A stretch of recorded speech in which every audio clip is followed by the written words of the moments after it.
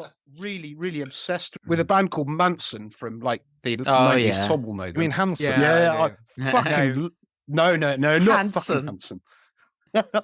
Not Nirvana, no. Wide Open Space is a tune. Yes. Man, the band are incredible. They're fucking amazing. And I never paid them attention before. This week, I'd started listening to them and it fucking blew me away. Didn't they do a tune called Always Disappoint You or something? I will always disappoint you. Yeah. I really liked Umbop, to be honest. Yeah, that's a jam. Not as good as their other hit, Smells Like Teen Spirit. It's I Can Only Disappoint You. That's it. That's the one. It was their comeback album in like 2000. I think the album was Wide Open Space. It's like 94, 95, something like that. Yeah, it's mid-90s. Later than that. It's not late. I'm sure it's not they came later about than that. later than that. I could be wrong, Tom. You know more than me. I'm sure they're Wide Open. Fact check. 97. It is 97. I've got huge numbers of records from 95 and 96. And Manson aren't in there, but I always liked it, and I couldn't remember whether that was because Attack of the what's it called? Attack of the Grey Lantern. I couldn't remember whether that's because it came out in 94 or 97, and I always assume it came out in 94, but clearly 97. Yeah.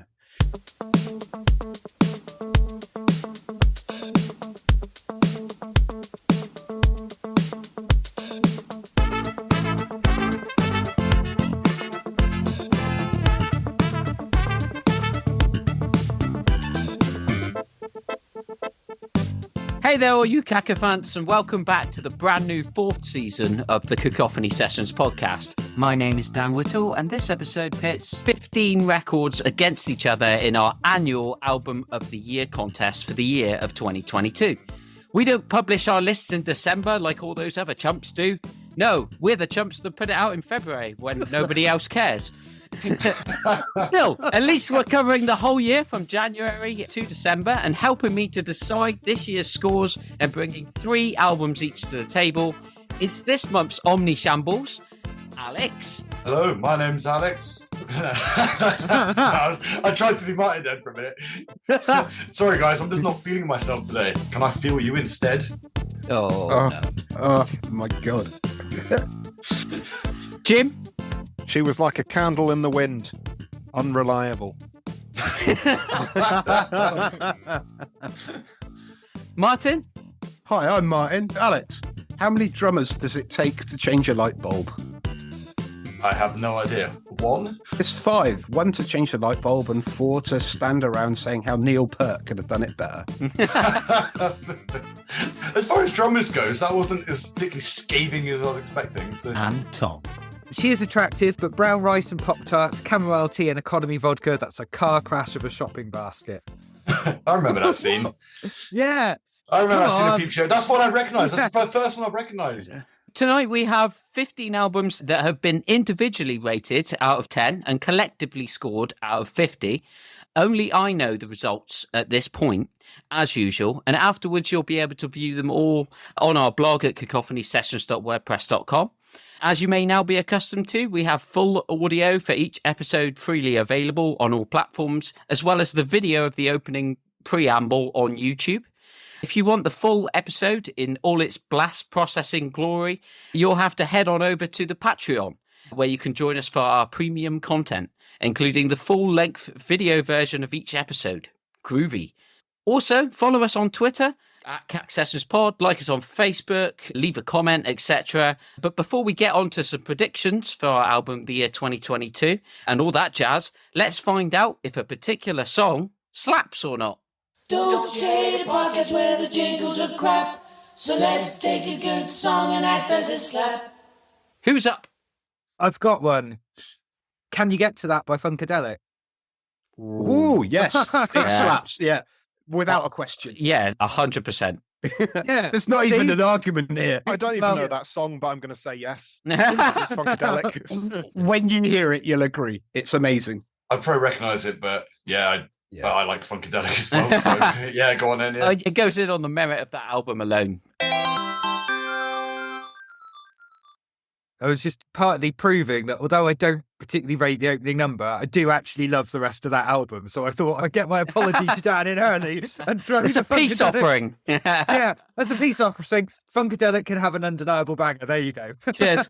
Yeah. It needed to happen. They don't have one yet. Oh, yeah, completely. I would never have gone for that song in a million years, but I love it. So It's their most played song on Spotify by a Really? long way. Yeah. that's strange. You're the only person I know on this podcast that actually plays the game of trying to get their stuff on the bangers list or in the top 10. So I swear last year, well, I put this one because I think everyone would like it.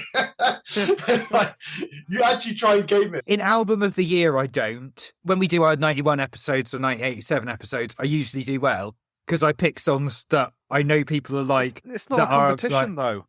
It's not, but it's still like It's all a competition. Yeah, but if we like it, the audience will like it. So that's It may kind of not the be point. a competition, but I like to win. Look, there's always going to be winners and losers. What's everybody been doing? Oh, Christmas happened and it was pretty busy. Been at work, just, I work for All Mail, and actually it wasn't too busy. We were striking a lot, so I had a few more very expensive days off. That was fun. Everyone support your local union, listening to all this stuff, listening to podcasts, not painting my Warhammer, just staring at it. I'm looking at it right now, just and it just makes me appreciate just how undetermined I am to do anything in life. But honestly, yeah, just Christmas was good. Got absolutely stonking drunk on Christmas as usual. And then was hungover at Claire's mum's. And then, New Year's, had a bit of a party, a bit of a shindig at ours, and just got really wrecked.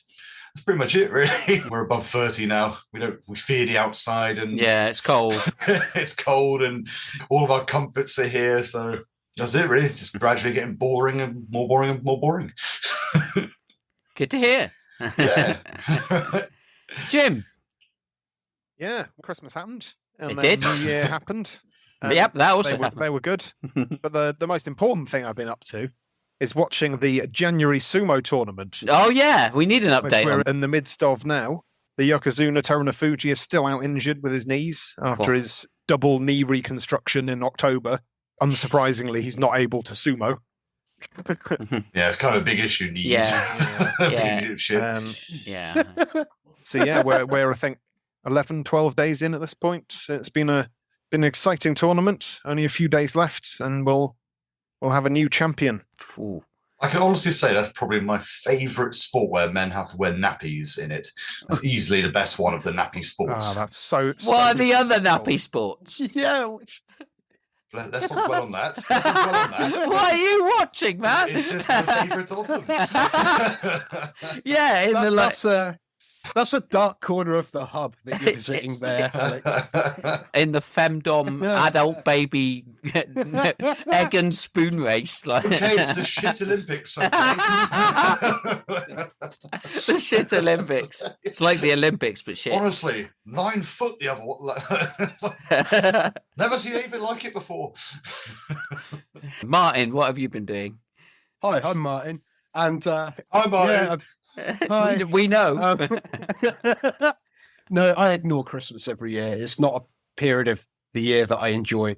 So I worked. I basically worked like almost every day for double pay and bonuses and Aye. stuff. So that's good. Call back to that shit Yep. Christmas song we made. You may Really remember that bad. from the end of season 1, I think that was.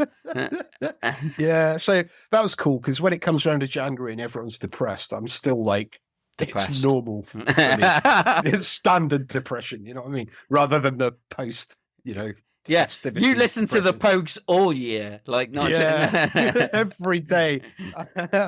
Well, you're the lucky one, really, aren't you? Because like most people, their favourite part of Christmas time off is the bit where they've done the family stuff and all their things they have to do. And then there's the 1 or 2 days they've got left before they have to go back to work. It's easily the Yeah. best bit. Your entire Christmas is that. No, it's cool. I like it that way. I enjoy it because I take myself out from society almost. And I don't have to pay attention. Do you know, I didn't hear Mariah Carey once. I didn't hear that song once, weirdly. But then I don't go to supermarkets. So. But yeah, no, I've been ultra busy. You don't like Christmas, humble don't like brag. supermarkets. You're such an edgelord. Yeah. I go to fucking Waitrose, man. That is a supermarket. Yeah. And it's John Lewis stoned. Like, Yeah, I know. Mine, what do you do for food? I just live off the land. You know? Man, yeah. Eat berries and seeds. What no, I I've been- find I've on been the really- shelves of Waitrose.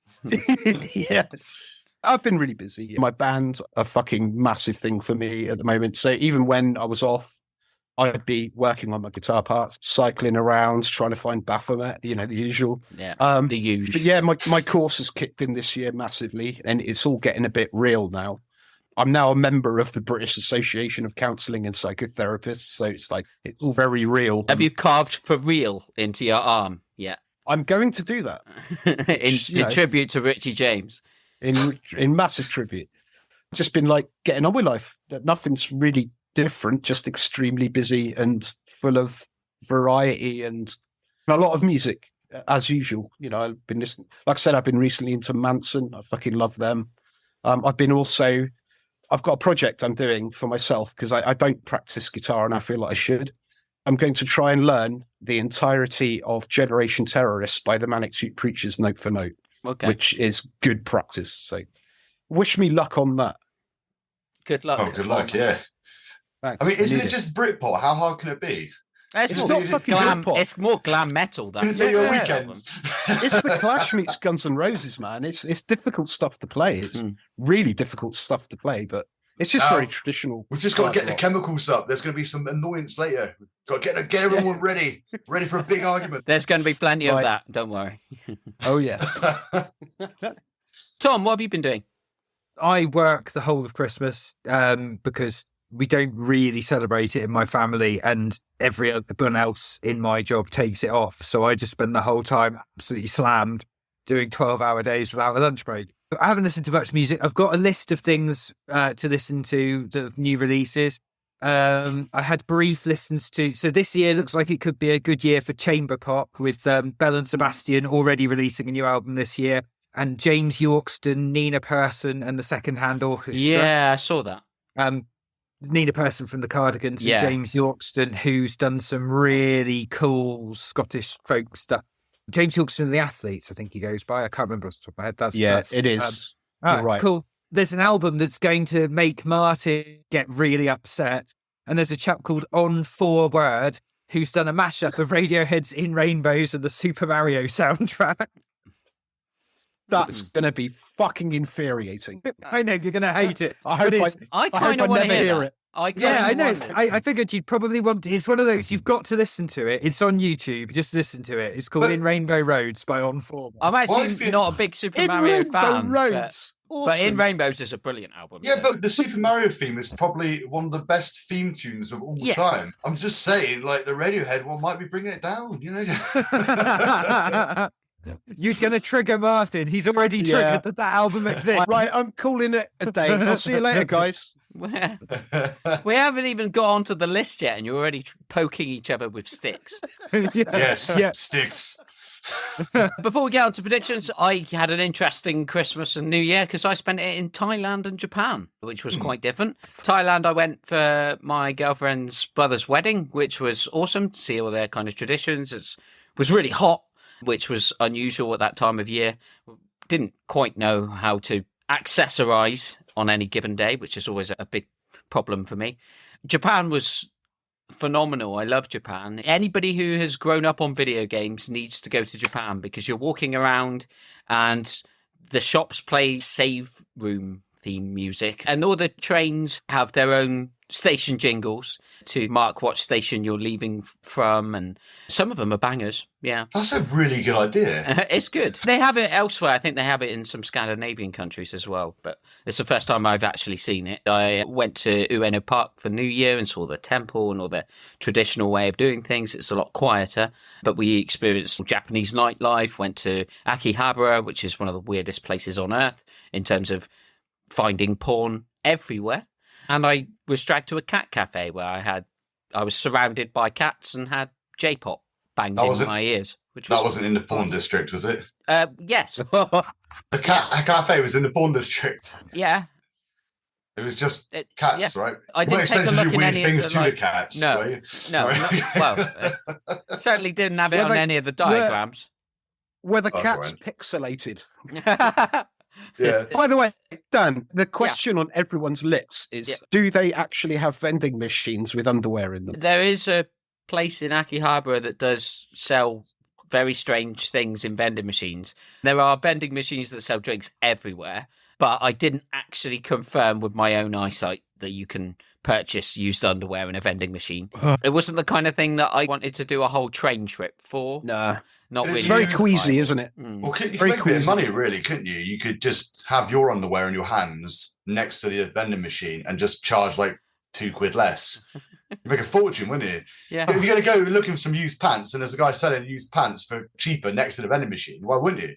Yeah. Undercut. Alex, ever the capitalist. Yeah, it's a good idea, isn't it? Yeah. Elon Musk over here. In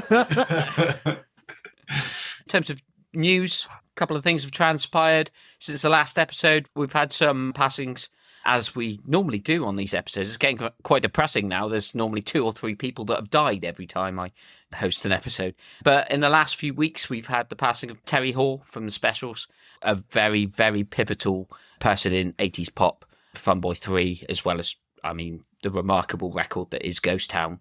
He was a great presence in that band. I don't think they were the same when he left. There's also another huge passing, somebody who I was actually getting into last year a little bit, and that is Jeff Beck. Jeff Beck was one of the most important guitar players in rock. He certainly was. He's one of the most influential guitar players of all time. He's up there with, Clapton, Page, Hendrix. He's one of those people that inspired so many more technical players that followed, like your Satrianis and your Vais and stuff. Yeah, just extremely important, but not one of the most well-known. Everyone bangs on about Page, Hendrix and all that, but yeah, extremely important, and was involved in so many different projects, especially in like the 70s blues rock scene. And I would argue that rock music would have sounded different now if it wasn't for Jeff Beck alone. He's not one of my favourite guitar players. Again, I'm not really into that technical stuff so much anymore, but back when I was first learning, I really was, and was up there. I listened to him a lot, along with like Ian Gilmore and Page and stuff.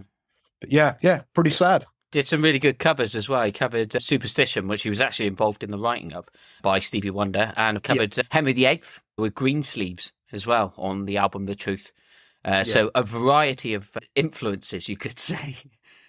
Another one who was influential, especially amongst people of our age group, was Maxi Jazz. Oh, yeah, I forgot he died. Faithless, Yeah, I didn't. Really, really sad. A great presence in dance music throughout the 90s. Yeah.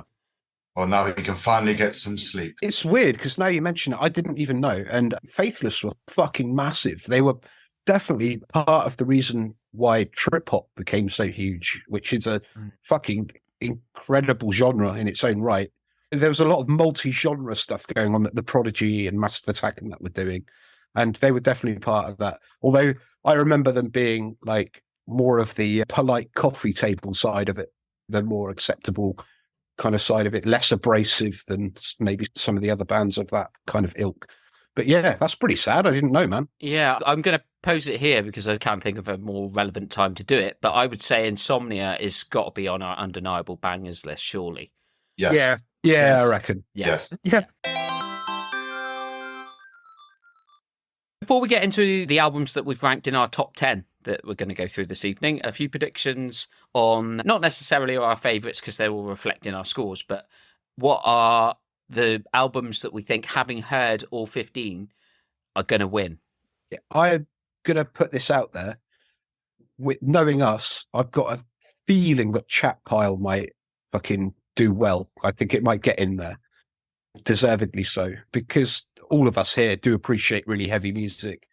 Also, the Chats, I really fucking hope that gets in. They were 2 of my standout albums, and I've got a feeling the Chats might get in. Those are my predictions. I'm with you pretty much exactly the same in mine. I think Chat Pile was going to be maybe 1 or 2, but I think the Chats is going to be number I don't know. I think the Chats might get number 1 just because everyone does like them, and there's not one boring song on the album. So. There really isn't. I think Chat Pile's going to win it. I think the Chats are going to come pretty high. That's about all I'm that sure on. I think October Drift will be in the top 10, but not necessarily that high. That was my outsider to do well. I don't want to say like Chat Pile to win it because I nominated it, and anything I nominate doesn't make the top 5. So I'm going to go, of the things I didn't nominate, I reckon October Drift are probably the most likely to be up there in the top 5. Of the ones I didn't nominate, I reckon that's the most likely to get up towards the top. Okay, I'm not going to have a prediction because, of course, I know the answers, and that would be self-indulgent. The last thing I did want to cover just before we do get into the top 10, any honourable mentions, albums that didn't quite make the 15, nothing too in-depth, but if there's any albums that you feel we've missed, maybe? Tom, I'm sure you've got something to say. Yeah, I've got a few. Congatronics International. I know it's a touched up version of a live recording from 2011, but it's absolutely fantastic. Yeah. A Tota So, they recorded it during the lockdown with guest vocalists, and the track, I think it's called I Am, featuring the singer from a band called Sangfreud, is Song of the Year for me. Piano's Become the Teeth, narrowly missed out on my top 3, as Brimheim as well. Can't Hate Myself Into a Different Shape is a great song and an anthem, probably a synth pop anthem for our times at the moment. So yeah, I think they're the ones that I'd probably tell everyone to check out that aren't on our list. One of my favourite bands, they're called Manta. They're like a 2-piece German band. Yeah, I know Manta. I think they're pretty wicked. They had a new album out. Pain is Forever and This is the End. It was pretty good, but it just wasn't as good as their other one. So if I don't feel good about it because of that, I can't really put it in my top 3. So I didn't go in. The hardcore band Terror did Pain into Power. That's pretty fucking heavy. I was very tempted to put that on the list, but didn't in the end. Lorna Shore, the metal band, Pain Remains. That was a pretty good one.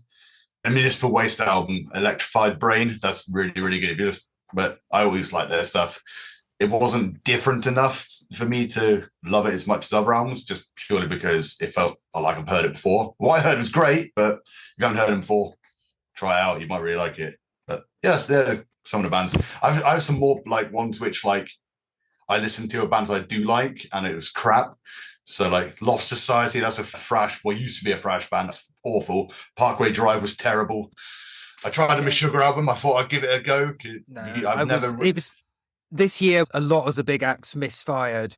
So there were a lot of albums that I was really excited for, and they just didn't do it for me. And actually, some of the smaller bands releasing 2nd, 3rd or 4th albums, I know it's good, but Zeal and Ardor's album didn't live up to their first album. And So I Watch You From Afar didn't live up to their standards. Nordic Giants didn't live up to their usual standards. I think it was a year where a lot of bands they're all good records, but they're just not as good as they used to be. And I think that's what 2022 was. That sums up my view on music in 2022. Two of my 3 picks are debut albums because they had no way of disappointing me. Yeah, it does help. It's a clever way to think of it, actually. I didn't think of it like that. Jim? We've got the Kendrick Lamar album. That's the sort of elephant in the room. It's a shame that that's not going to be in our top 10. But if we'd all been able to pick 5 albums, probably 3 or 4 of us would have put that as one of those 5 albums. But we could only pick 3. It's missed out, and I feel that's a glaring omission. But here we are. Other albums that I really enjoyed, and I struggled to pick between the 3 that I nominated and leaving this one out. But Black Midi's album this year I thought was outstanding. Soul Glow's latest album. That's a great album. I like that. That's a great album. It's mental, but I liked it. Yeah, that is fantastic. And a fun little pop punk band, Signals Midwest, their album I very much enjoyed this year, but had to leave out. You sounded so depressed then. It's like, might just jump off a bridge now. Martyn, give us something to smile about. Album-wise, don't do anything weird. I can't, man. 2022 wasn't a stellar year for music. There wasn't anything that really stood out except for a few bits and pieces. But the one album I wish I'd chosen was Interpol, and I'm biased. I love that band so much. They're in my top 5 bands of all time, and there's nothing they've done that I haven't absolutely adored. They are one of those bands that with each progressive album, they get a little bit more difficult to listen to because they just take so much more time to connect emotionally. But once it hits, once I get that moment where I go, fuck me, this is amazing. And that happened to me, a week ago? And I'd been listening to it for weeks, for months, actually. I just fucking love that album. It's probably my second favourite album of last year. But yeah, it was slim pickings, really. I think we can all agree that 2022 was a bit of a blank year, generally. I don't know, man. The music I liked, I really liked. Yeah. Maybe in your genres, but my genre was all right. Yeah. Once you see how this comes out, you'll see that this is the highest batch of albums that we've produced as a group, I'd say, in terms of the overall quality. Yeah. I think only one album out of the entire 15 from myself scored lower than a 7. That's nuts. I had a great year listening to music, and it was really difficult for me to pick that third one. I loved Nas's album, King's Disease 3. That was excellent. There's an album by Lewis Cole called Quality Over Opinion, which is like a jazz funk album. That was really cool. Charlie XCX's Crash was one of the best pop albums of the year. Kendrick Lamar, as Jim mentioned as well. I liked Tears for Fears' The Tipping Point as well. I thought that was a really good album from them, and I think it may be better than some of the more recent releases over the last few decades. I actually really enjoyed that album. Gemini Rights by Steve Lacy as well, which contains perhaps my single of the year, Bad Habit, but I just felt that the second half of the album didn't uphold the banging start it has, and it's still not quite as focused as I'd like a project from Steve Lacy to be, knowing what he can do from his time in the internet. And also Beyonce's album. I was almost putting Beyonce's album in, but it got replaced at the last minute. I think it's a consistent album. It's quite long, which can make it a bit of a daunting task to listen to, but it's chock full of bangers, and I loved all the tracks on it. Virgo's Groove being one of my favourites, but Move with Grace Jones on it as well is a great tune. Those were the ones that missed out. So glad Beyonce didn't make a list. I'm not a big fan of her, so if it was a long one, that would have been a real rough one. Let's get into our top 10, shall we?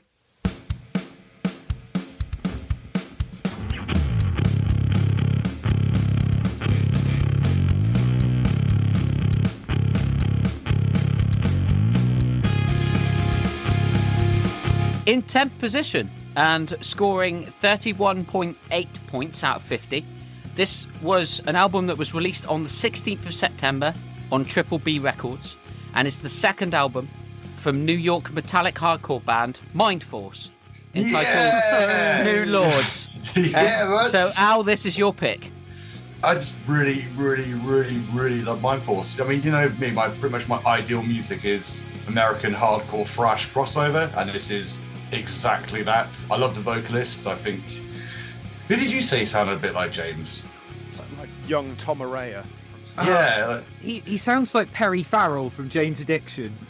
Yeah. He really does. Yeah. He really does. And that's not a bad thing. That's why this album scored highly, because the singer sounds like Perry Farrell from class. Jane's Addiction. I mean, you can tell it's just some New York guy just screaming. I think they're great. I love their breakdowns and that. I just really like them. I was actually like, cause I've been like endlessly listening to their first album, Excalibur. Like, to be honest, I think it's probably better than this one.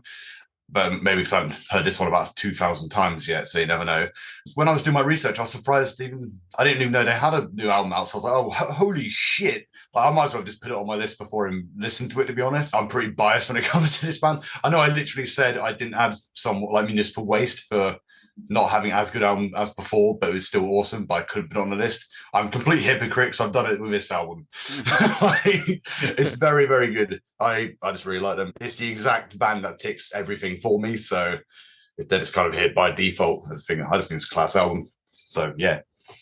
Yeah, I really enjoyed it as well. It's the thrashy, riffy aggression, and it's now become my standard listen to when I'm running album, because it turns out if you want to stop running because you're tired, having someone go "ah" in your ear really keeps you going. And then hit a breakdown. He is like just any chug, you're just like, no, I can keep going.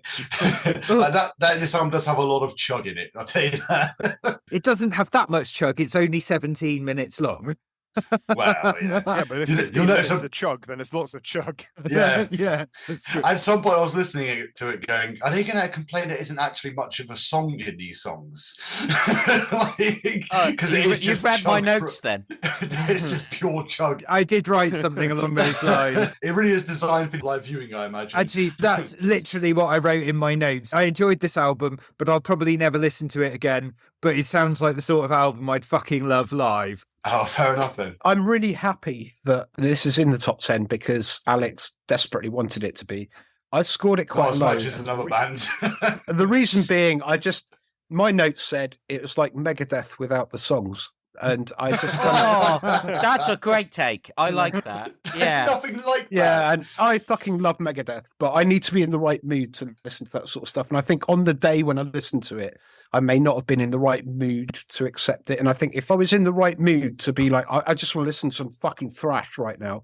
And when Jim said about the Tom Araya thing, it was very much for me like a throwback to old school thrash, which is fucking awesome. I just wasn't in the mood, which is why I scored it relatively low. It didn't hit. The funny thing is that a Megadeth album didn't make my list. Well, it's 2022. A Megadeth album ain't going to make the list anymore. No, Dystopia from a few albums back was brilliant. I was less enthusiastic about this album, despite the fact that it's 17 minutes long. I didn't think it was very memorable. It felt like I was playing WWE 2K12 and trying to create my own wrestler. It was. Ow! That cut deep. There are some really good ideas on the album. I thought Goliath and the Runt has a really good ending. Street Slayer is really cool, but it's only 40 seconds long. I just thought in the end, it's not as fascinating as Turnstile last year. It didn't have the same impact on me as that album did. And I just think in terms of like hardcore, this isn't the kind of stuff that I like. I'd recommend giving their other album one before this a go because it has a lot more structure. But also, that Turnstile album was not hardcore. I don't care what people fucking say. No, it's not. It was post-hardcore dream pop, and it was those elements that kept me engaged. If it's just pure metallic hardcore, then it doesn't have enough soul infusion or pop infusion for it to really capture my attention. That's purely reflected in my low score of 3.9. But I think ultimate. Oh, it wasn't as low as Martin's. Martin scored it a 3. I'm very glad some of my scores went the way they did. The scores go up on the blog. It's not like we keep them secret. I change them retrospectively. But like, I will defend my choice in saying that I am very glad that, Alex, you got Mind Force in the top 10. You know, I'm happy because I like you as a person, even though I don't like I'd have been happier if they were in the top 5, you know. If my happiness is the barometer. Don't worry, you've got another shot at the top 5. You've got 2 more shots at the top 5 with your 2 more picks. Yeah, there's still 9 to go. Any other thoughts on Mind Force? No. Go listen to those 2, they're idiots, or those 3, they're idiots. It's amazing. I gave it like my 7th highest score, I think. 6.8. So, like, I think that says more about the other songs, to be honest.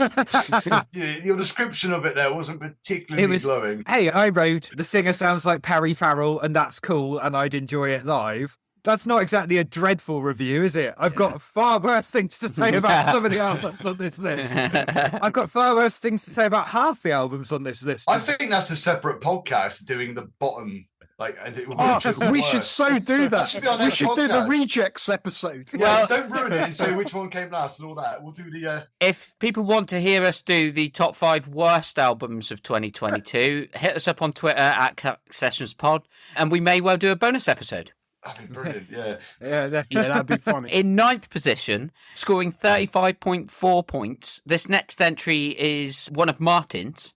It was released on the 22nd of April and is the 3rd studio album from a band that actually won our 2020 Album of the Year. It's Irish post-punk band Fontaines DC. They're back with an album called Skinty Fear, produced by Dan Carey for Rough Trade Records. Martyn. I love the Fontaines. I think they just get better and better.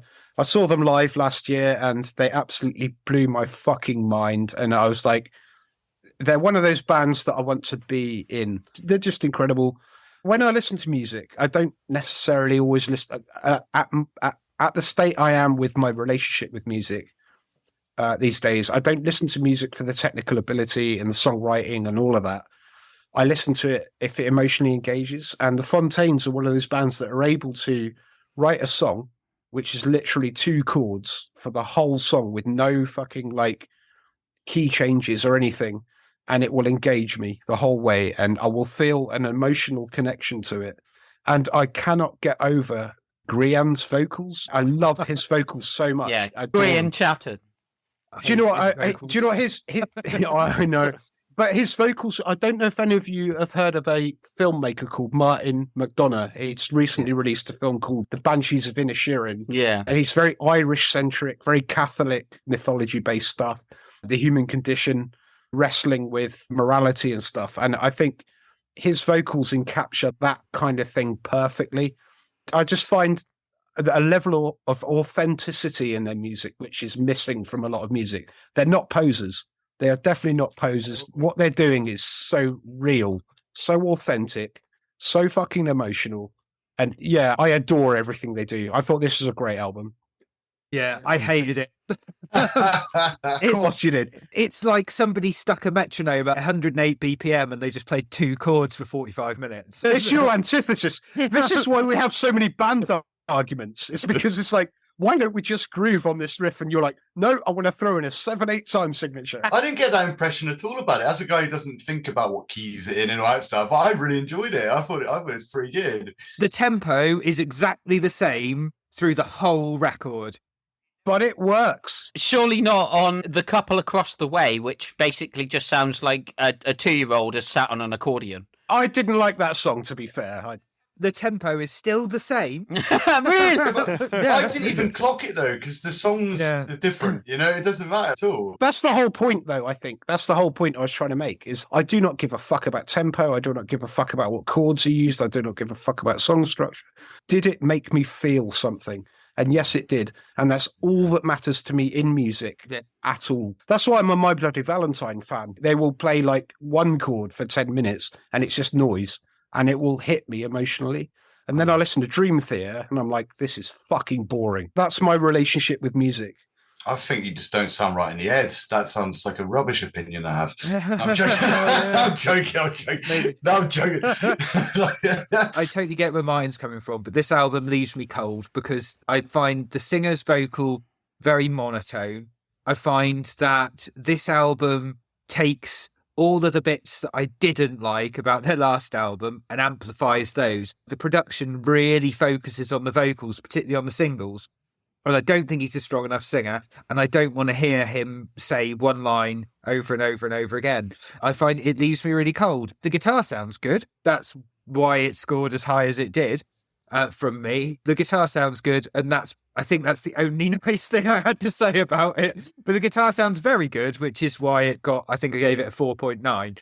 So I totally get where you're coming from. Totally get it. I think because I'm such a fan of the band and that style of music, if I wasn't into the Fontaines, I would have said exactly the same thing that you've just said. I would have been like, yeah, monotone singing, boring songs or whatever. When you find an emotional attachment to a band, you kind of become, what's the word? You get confirmation bias, don't you?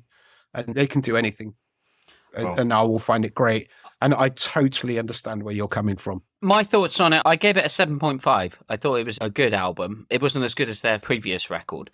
But there's lots of it I did like. I thought that the drumming in particular was really good. The first track almost sounds like drum and bass, and it's really interesting, the use of the snare. There's some really catchy stuff like Jackie Down the Line. I like the title track, Skinty Fear. When they're doing their kind of punchy, catchy rock, I don't mind it. But sometimes they stray into drunken Oasis wannabe territory, which is never good for me in the first place.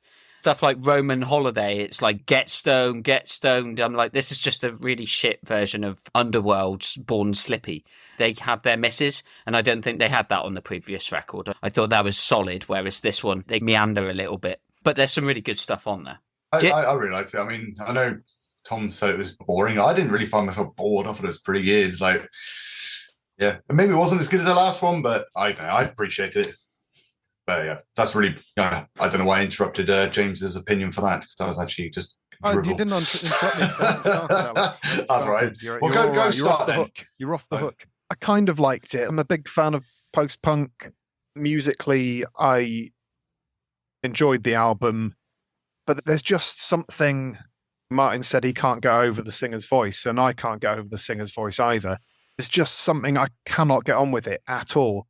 And I know Tom said he's not a very good singer, but that's kind of the point with post-punk. Yeah. You're not supposed to be a good singer. The whole point is you can barely hold a tune, but you're doing it anyway because it's almost in spite of what the you music. do. That's part of what I love about post-punk, but I don't know if it's The thick Irish accent, I cannot get on with it. Some songs, it's not so bad. You mentioned Jackie Down the Line. That's an absolute banger on that Yeah, album. that's my favourite. Yeah, that was really my like favourite that song. Yeah. I think the thick Irish accent is my favourite thing about it. I just find he's one of my favourite vocalists just because of how real he sounds. It's very unique. I'd love to be more into it, but I just can't get into his voice. It's going to be the thing about that band forever. People will love the music and not be into the voice. It's a bit like me with Placebo. I love the band, but I fucking hate his voice so much. Grian, to me, is one of my favourite vocalists just for that authenticity. He sounds like a tortured soul just screaming into like the fucking church aisle. That whole Catholic guilt thing coming out. It's fucking amazing. But anyway, enough about Fontaines. Let's move on. No win for Fontaines DC this year. Maybe they'll come back next year, do something different. In 8th position, this one scored 35.7 points and is Martyn's second appearance on tonight's list. Released on the 28th of January, it's the third album in 10 years for shoegaze outfit Cloakroom, and it's called Dissolution Wave. Yeah, absolutely adored this album, and thank you so much, Tom, because not only did this album really hit me hard, really hard, but as you know, and every single podcast I'll mention failure, and because it's about that drink, it's about the heavy shoegaze genre that I'm so in love with. It's about really heavy post-hardcore alternative rock bands that bring the shoegaze element in, but don't make it such a huge part of the sound. Now, the thing is with heavy shoegaze, Deftones are like always cited as the originators of it. They're not. It is failure. They invented that fucking whole genre. Them's fighting words. They are fighting words. But it is that whole thing of a really heavy kind of alternative rock, but with lots and lots of ambience and texture and really great songwriting and really strong emotion being brought into it. And Cloakroom got me in listening to bands like Hum and Nothing and stuff. I got into this whole genre, got obsessed with it. It was just the first track, man. It's just so heavy. It sounds like a Jesus and Mary chain song to start with. Then it goes into Cocktail Twins, and it's like, what the fuck is this? I was absolutely stunned by it. The album is, again, it is shoegazy as fuck, but not in an obvious way. And they're not going, oh, I can't write a song, so let's just kick on the guitar pedals. They're like, they write great songs. And yeah, I fucking adore Cloakroom so much. Such a good band. And they springboarded a whole obsession with this genre that I'm in love with. I'm glad this got in the top 10 and fully deserved. Not for everyone. They're a 3-piece. There's a lot of droney stuff. There's a lot of ambient guitar stuff going on, which takes away from the songwriting somewhat if you're not really familiar with it. But when you get involved, you actually hear the real songs behind it. Again, it emotionally fucking hit me hard.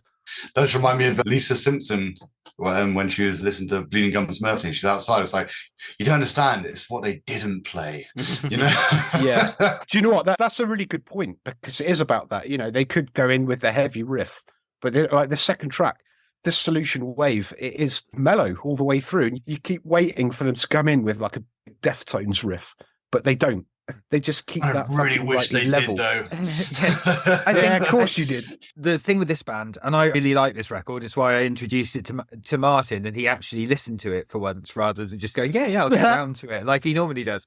The difference between this band and Deftones is this band are using the same types of chord sequences that bands like Ride are using. There's that hint of a major chord all the time. It doesn't have that sort of fifth and sus4s and add6 that the Deftones are using to give that big heavy sound. They're literally taking major chords and whacking a load of distortion on. So in that sense, it's a lot more conventional songwriting, but it means that they have much more sort of positive vocal hooks.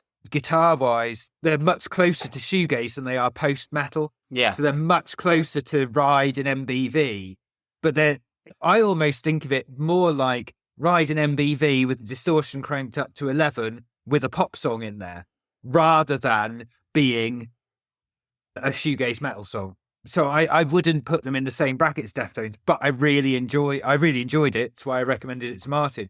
I like the fact that they've got that early 90s shoegaze sound, although the way it floats along a lot of the time reminds me of Grandaddy. Yes, that's a good reference. Yeah. Yeah. 100%. I like their aesthetic of just these dudes in the North. Again, I got obsessed with Northwestern American music and Americana, Red House Painters, that kind of thing. And they've got that like whole flannel shirt thing going on. A very small Northwestern American town aesthetic about them, which I really, really like. And it's very, again, like the Fontaines, for me, it sounds authentic. It just sounds like these guys, they don't give a fuck about what's popular. That's what they want to hear. So that's what they're going to play. I quite liked it. I gave it a 7.3. I did put in my notes that it sounds like if Morrissey accidentally watched Inland Empire. There's some nice sounds in there, though. It's got shades of Fleet Foxes and some chamber pop. A bit of Cranberries as well, I noticed as well. But yeah, like you say, it's very much more on the shoegaze side of things as opposed to any kind of alternative metal. I wouldn't even consider it in any type of metal, really. Like, it's definitely... neither would I. It's definitely not metal. It isn't. It's alternative rock. I enjoyed this album. I thought it was a bit up and down. There were bits that I think the first track I wasn't all that into. And then as the album went on, it kind of won me over a little bit. I thought bits of it reminded me of the more shoegazy bits of Yezu, if you remember them. I can definitely see that. That was one of the bands I've got on my list of things that it sounded like with you on that. When it first started, I was like, oh, God, here we go. How long is this going to be? Like, not that long.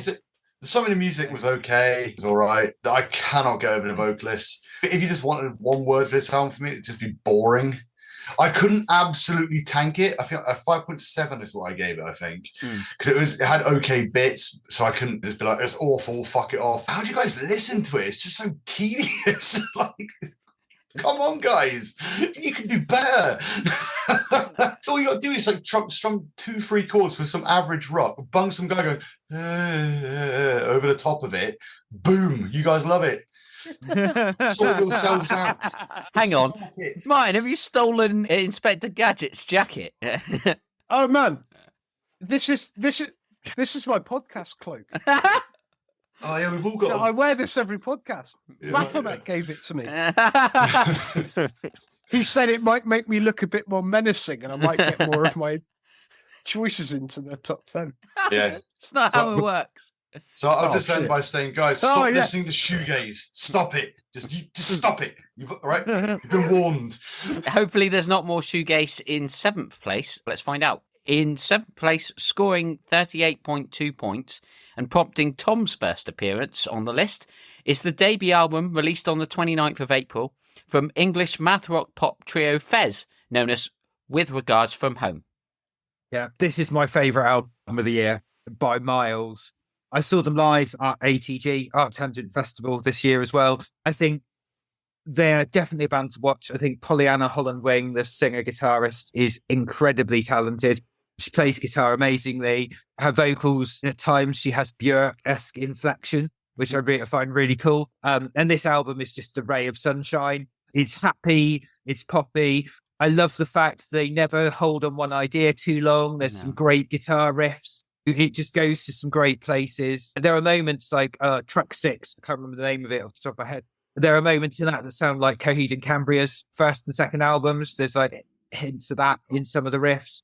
It's just, every guitar riff's great. It goes from great riff to great riff to great riff. Her playing is fantastic. Like there's the acoustic ballad towards the end and you listen to the way she's playing the acoustic guitar. It's fantastic. The bass player is great. The time signature change-up's fantastic. It really mixes up the tempos. I just absolutely love this album. I absolutely love it. I've listened to it. It's probably only got about 4,000 listens on Spotify, and I think 1,000 of them are probably mine. You noted the acoustic ballad at the end. I think you're referring to See Through, I think it's called. Yeah. That's the only song I didn't really like. I thought it sounded a bit like Stay by Lisa Loeb from 1994. But other than that, I thought that the album was really, really good. They dare to try a lot of different things. Within one relatively simple arrangement, it can go in a multitude of different directions on it, all of the songs. You're always guessing, see where they're going to go next, and it keeps you on the edge of your seat that way. And her voice is great. It's a great sounding record. There's some fantastic guitar work on it.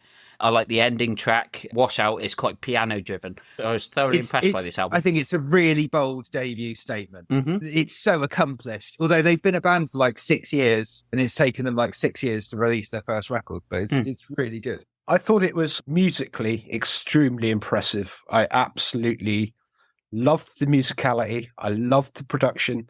I loved everything, but it was too perfect. And I got very little emotional engagement with it. Yeah, I can see I that. listened to it in a way almost like the opposite of the Fontaines, almost like where the Fontaines, there's nothing much musical going on, in a sense that I'm looking at a spreadsheet that's been perfectly put together. That's the math rock in it.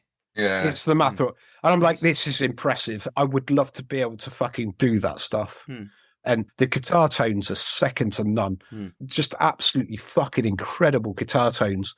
But it's one of those albums I listen to, and that's all I can focus on is like the musicality and how everything is so well done that there's no room for any kind of emotional engagement. Whereas like, I'm not feeling anything. I don't feel any kind of like emotion at all. It's a cerebral experience. I think it's incredible, and I will listen to it again. And I've added it to my playlist because it is just interesting and it gives me ideas, but emotionally leaves me really cold. I don't think I've ever agreed with Martyn more in my life. I gave it a 6.5. I gave it a relatively high score purely because of what Martyn said. Is yes, technically it's good. The singer's good. The drummer's good. They're all very good. The songs are very well crafted. But the whole time I just felt like I wish they were simpler, not necessarily like less competently played, but just simpler, because the bottom line is they're like a pop rock band where the overcomplication, like I can't think of any strong choruses on the album because of that, because they're all fitting around these looping guitar stuff, and like it may just me just go, I would just wish I was listening to Paramore, to be honest, because it's catchier and I'll remember it further down the line. It wasn't bad, but it was very much what I would think Tom would like in a pop band. So not really a pop band, but kind of. There's definitely bits in this record that I've listened to it a lot, so I could sing along to most of it. 4,000 times. Yeah, there are some really good vocal hooks in there. They sound almost meaningless. It's almost like, like the Berklee College of Music, where it's like, oh no, I've said this before. You listen, you read, you read. That's right. You read what she's singing about. A lot of the lyrics are very deeply thought out about what's happening as they're getting older and having to live in the world as it is. And there's a lot of things about age. And I think that there's a lot more to the vocals than you're giving it credit for. But I think a difference between me and the two of you is that I'm very attuned to listening to stuff in odd time. And so I find listening to something in odd time the same as listening to something in 4/4. I like listening to music that sounds like it's got ADHD. No, but I get where you're coming at. But like, for example, like the Protest the Hero album last year, that was different time signatures. That was about 2 years ago. And maybe a bit more metally, but it still had stronger choruses than this. Like, it's not necessarily about the time signatures. It was something that was just, like Martyn said, it's just something that didn't hook you emotionally. For me, it lacks feeling. And it's like, I get what you're saying, Tom. I totally get. She's saying stuff. She's saying stuff that's happening to her. But it's almost like she's just writing on a page and then reading it. See, completely. I think that comes down to the production, though. I was with Tom at Arctangent when we saw them, and they absolutely blew both of us away live. It was raw and mathy, and she is amazing. And I don't get that on the album. It's still really good and it's technical, and I really appreciate it from a musical perspective. But I kind of agree with Martyn. It doesn't have the same emotional impact as it did live. I think it's because it's too produced, and they're trying to make it sound like a mathsy Paramore, and it shouldn't be that. It's a record that probably takes time to appreciate as well, because I know I'm coming off it. I've listened to it twice, and the second time was a very scattershot listen. But each time I've noted that it's an album that I mean to return to, because I think that I could love some of the songs, but they're not immediately accessible. I think that may be what we're looking at here, in that they've made an album that by design is designed to be loved, as opposed to just merely it's bang at first sight. You could be right on that. You, Martyn and James were right. Tom was wrong. Go on. My final thoughts are fucking awesome album. And it was good. It wasn't bad. I will listen to it again when I want ideas for my own writing, my own guitar stuff that fits around the band. It will be an influence. I thought it was great. I was going to say, deserved its space. I was to say, fuck you, Al. I've got 7th this year. That's already 2 better than last year. It's a well-deserved space in the top 10. And I noticed he took a bit of credit for Cloakroom, so really he's on 2. Let's see who finished in 6th position. If Tom's other 2 are in the top 10, I've got to sit through him trying to pretend to be humble for the next 6. It's going to kill me. That's He his won't punishment. That is Tom's punishment. He has to pretend to be humble. Yeah. In 6th place, making his 2nd entry of the evening, it's another of Alex's choices. Of course it was. Scoring 39.2 points is the remarkably weird and experimental melodic death metal album from Necrogoblicon, aptly named The Fundamental Slimes and Humours, which came out on April Fool's Day and is the band's 5th album. Oh man, I love Necrogoblicon. I'm really glad this one is on the list. All of the albums are pretty weird. I think the only way I could describe them to anyone is it was Black Dahlia Murder mixed with Ailstorm with breakdowns and goblin-related lyrics. I wrote there, ABBA Nintendo Core New Metal. Oh, they're class, aren't they? I put in my notes actually says, what's happening? It's like medieval folk synth power metal. Bombastic. So catchy, isn't it? Like, when those breakdowns hit, they're so heavy as well. And then after that, they'll go straight into like a weird jolly like riff, and they're so cool. I gave this on an 8.6. It's probably the lowest score to the 3 I put forward. I also scored at 8.6. Oh, really? Which is funny because now I reckon I've listened to the other albums about 4 or 5 times each, but I've listened to this one about 20. So I would probably score it higher now because even if it's probably not as good, it's easily more catchy. It's a bit more interesting as it goes on, you know what I mean? Yeah. I didn't give it an ultra high score purely because I thought the first song is quite weak and easily the weakest on the album. And then after that, just gets brilliant, in my personal opinion. Yeah, Golden Future is a banger. The best song on it for me is Going to Die. That's pretty good. Which has got like this nuts oompa band section in it. You can't really describe this album. It's something you've got to listen to and experience. It just takes you to so many different places that you would never expect to go in a death metal album. What it reminded me of was a band like Fishbone, who have no respect for genre tags. If we're going to shove some ska in here for a second, we'll do it. And they're just fucking awesome. Yeah, I liked it. I liked it quite a bit. Again, I only listened to it once. I probably could do with listening to it another couple of times. Fishbone were the first thing that came to mind. It is just pure fun to listen to. I wish I gave it a higher score, actually, because I don't think I gave it a very high score because I was in the wrong frame of mind to listen to it. I mean, to be fair, I was expecting you to tank it. So, no. They won't catch. I think it's the second to last song. Trying to tank Carousels, but it might be the one before a fancy win. But they won't catch the Buddy Holly. Yeah, yeah, and then it ends on a choir as well. Yeah. It was nuts. It just doesn't let up at all, that album. Just when I was writing a note about something, it would change to a completely different riff, almost in a different genre. So it's hard to write about because you can't keep up with it. Oh, yeah. I have one criticism of the album. One criticism. I really enjoyed it. I gave it a pretty good score, but the production on it is fucking garbage. Yeah, I re-listened to it and it sounds a bit farty, is what I put in my notes. It is one of the worst produced albums I have ever heard in my entire life. And the only thing that saves it is the fact that the band are fucking good. I have no idea what I thought it sounded completely fine. It sounds like it's been recorded at the bottom of a dustbin. No, it doesn't. If anything, I thought it sounded overproduced. A dustbin at a medieval Renaissance fair. I don't understand what you're talking about. The drums sounded pretty wicked. To be fair, man, bad. It's just, I think it's bad. It's just the style of metal. Yeah, with a band with so many different ideas, it would be very difficult to produce that band. I would not want to be the producer. He sounds like he's singing at the other end of a tunnel. I love the record. I love the ideas. If the production had been better, it would have got like a 9 or a 10. But that's his singing style. Rick Rubin produced this. It's the biggest album of all time.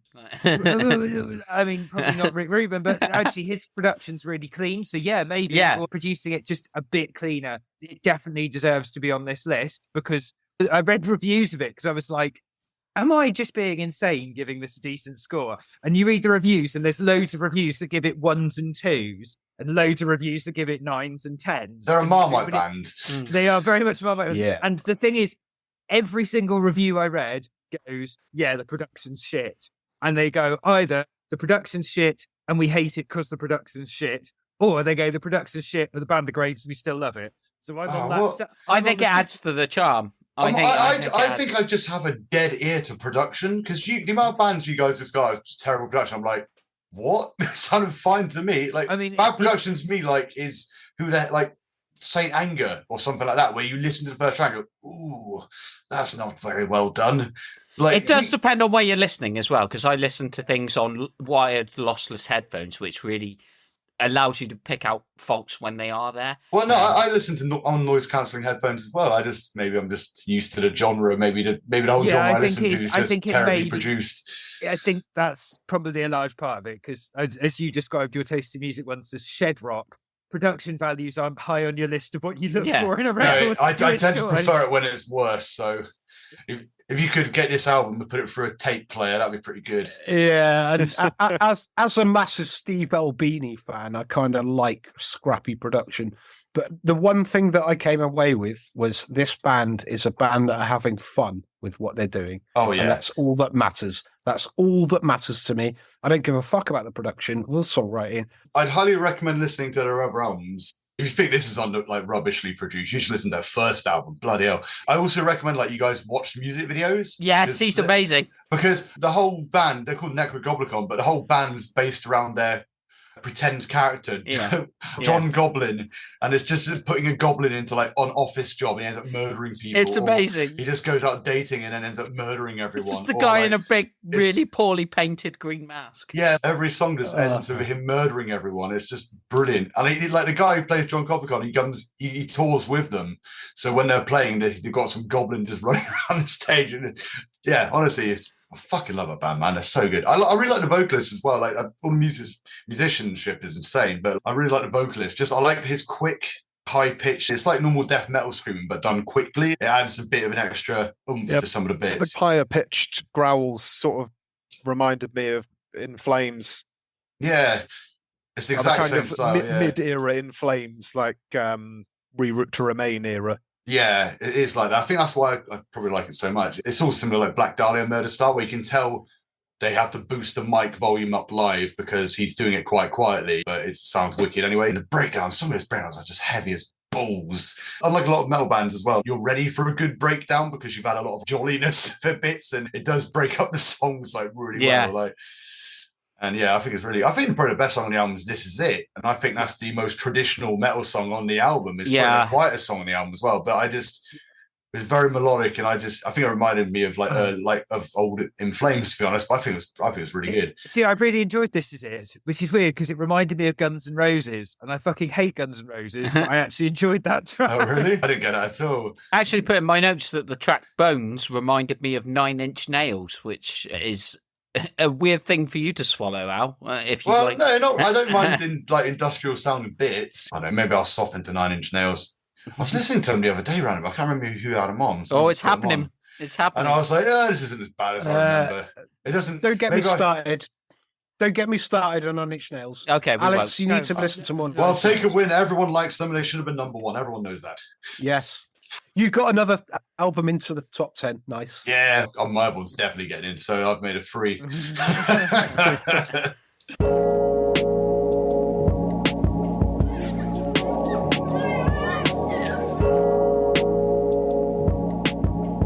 In fifth place, and scoring 39.7 points, is another of Tom's choices. This album was released on the 23rd of September on Domino Recording Company. Entitled God Save the Animals, it's the 9th studio album from American indie musician Alex G.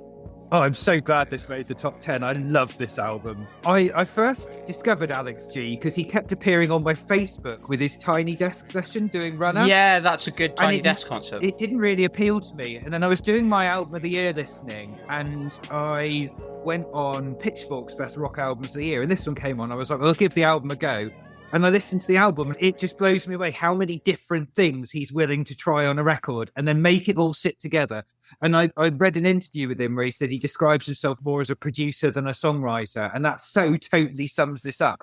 It's almost like, at times, if you think of great hit producers, I don't know, somebody like I don't know, Jay Dilla or somebody like that. It's almost like somebody like that made a rock record, like Jay Dilla producing Jack Johnson or something. There's some great hooks in it. He tries so many different things that the album never gets boring. There's some absolute bangers in there, and it's probably going to soundtrack my summer, and it soundtracked my car rides a lot. I've not played this album to anybody who's gone, I don't like it. Like, my nurse at work is used to me listening to this in surgery now. Runner's great, Blessing's great. He just throws so many different things in and uses auto-tune really well. It's just a brilliant album. I thought it covered so much ground. I mean, it covers anything from sort of Ben's era Radiohead on Miracles. There's Cross the Sea, which sounds like trap music, but played on acoustic instruments, which is interesting. There's some Eastern sounding synths on SDOS, which also has a guiro that just propels the song forward. It's got the variety, I've written here, of a 90s Bowie album. I get that production auteur direction that he's heading in, where it's like a Bowie album and that he's assembled lots of different musicians to help him make the right sounds, but it can go anywhere from these weirder intricate constructions to Runner, which just sounds like a Tom Petty banger. It's really, really diverse. And I would actually say Runner's got to be an undeniable banger, right? I'd say, yeah. I love that album. I only listened to it once at home, and I've added it to my playlist because I know that I will get more out of it when I next go for one of my major hikes out in the countryside, and I'm listening to it, and emotionally it did hit. It was great chord progressions, just great musicality, just everything that I wanted out of music was in there. I was just in the wrong place to listen to it. I was in my room doing my homework and listening to it, and I'm like, I love this, but I want to be on the cliffs of Cornwall walking along, and that's when I'll truly appreciate it. Yeah, it's an atmospheric. So I will listen to this again. But I'll need to be in the right place. I need to be in the right frame of the right. There's lots of Death Cab for Cutie and the Postal Service influence in there as well. I've really got that in it. It's a great album. I have very mixed feelings about this album. On the one hand, a lot of the tracks are absolutely fantastic, and I don't listen to it for 3 days, and suddenly I've got one of the songs in my head. There's a song, I'm not sure what it's called, but towards the end of the album, there's this banjo on it, and you make any song a little bit country, and I'm totally on board. But then on the other hand, the songs with the vocoder on are like, I hate those songs. Like, there's no need for him to have that on his voice, and it doesn't make the songs better. So yeah, I'm very mixed about the album, and I liked the songs that I liked enough to give it a decent score, and didn't let the songs that I didn't like drag it down too much. But yeah, it's definitely a mixed bag for me. I'm looking forward to getting to know it better, personally. I'm looking forward to spending some time out in the countryside and just like really immersing myself in it, because I think it's one of those albums that I could do that with. Yeah. And I'm looking forward to truly getting to know it. I feel like I've listened to it and it's like first date, and then it's like, right, where do we go now? Mm-hmm. I'm looking forward to really getting to know it, because I think it will probably be quite a big album for me. His other albums are really good as well. This is his ninth album. Yeah, he really mixes it up. I love that sort of genre mashing that he does. Like I say, it's got that sort of indie rock DJ Shadow, Jay Dilla type thing where he's just mashing stuff together. And yeah, sometimes it'll miss, but when it hits so well that you kind of forgive the odd misstep. And I think that's what James is saying, but I think I love this album more than James did. Yeah, I quite liked it. It's all right. I think I listened to this album after a long period of bands which didn't have choruses or do many actual songs in a traditional sense. When I hit this, I was very happy just to have a nice steady rock song on whilst I'm at work. Yeah, it's pretty good. It's like what Tom said.